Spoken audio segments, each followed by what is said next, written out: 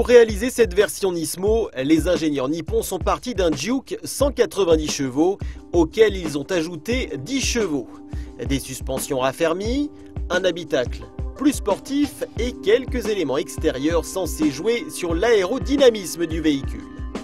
Ceci étant, au premier regard, seul un œil averti fera la différence entre un Juke standard, ici en gris, et ce fameux Juke Nismo tout de noir vêtu.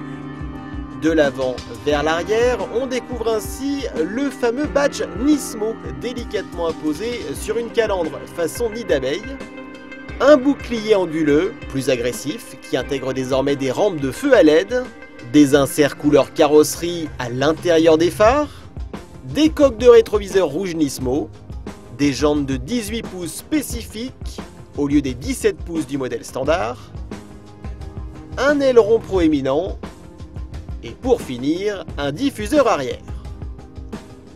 Sans être aussi démonstratif que celui d'une GTR, le design du Juke Nismo se veut agressif, mais en aucun cas ostentatoire. En revanche, une fois à l'intérieur, pas de doute, nous sommes bien à bord d'une sportive. Il suffit de s'installer dans ces sièges baquets au maintien incroyable pour s'en rendre compte. Ajoutez à cela le petit volant partiellement recouvert d'Alcantara et marqué d'un point milieu, un pommeau de levier de vitesse spécifique, gainé de cuir, un pédalier alu, une console centrale noir laquée, ainsi qu'un contour rouge vif et vous obtenez un cocktail fort en caractère.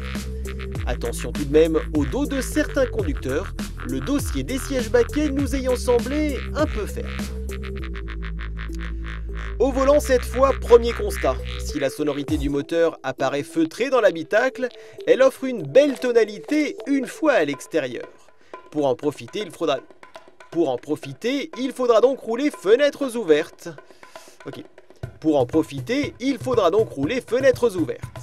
Première pression sur la pédale d'accélérateur, le 4 cylindres 1,6 litre turbo et ses 200 chevaux ne vous collent pas au siège. Mais sa poussée est énergique et surtout dure longtemps jusqu'à frôler la zone rouge située aux alentours de 7000 tours minute. Le 0 à 100 km/h est abattu en 7 secondes 8, soit 2 dixièmes de moins que la version 190 chevaux, mais ces reprises sont vraiment intéressantes, particulièrement à bas régime. Au final, le 1,6 litre 200 chevaux du Juke Nismo se prête plutôt bien au jeu de la conduite sportive, où l'on apprécie notamment son levier de vitesse à débattement court et sa large plage d'utilisation.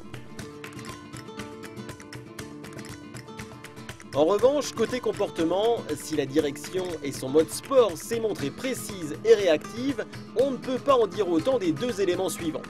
Le train avant, tout d'abord, fait preuve d'un réel manque de motricité à pleine charge, avec des retours de couple dans la direction. Quant au freinage, bien qu'efficace en conditions normales, il a une fâcheuse tendance à trop délester le train arrière en conduite sportive. Résultat, l'auto part en légère glisse au moindre freinage appuyé. Rien de dangereux puisque l'ESP veille au grain et remet efficacement l'auto sur de bons rails. Mais assez déroutant tout de même pour vous inciter à ne pas adopter une conduite vraiment sportive. Un constat d'autant plus dommage que l'auto est à la fois plaisante à conduire, confortable et plutôt bien équipée. Qu'on se le dise, Nissan a choisi de lancer la marque Nismo en Europe sur le Juke plutôt que sur un vrai modèle sportif pour tenter de surfer sur le succès de son petit crossover urbain et ainsi toucher le plus grand nombre. Une opération séduction qui pourrait bien aboutir à un joli succès, mais attention de ne pas trop galvauder le blason Nismo et ses fameuses promesses de performance.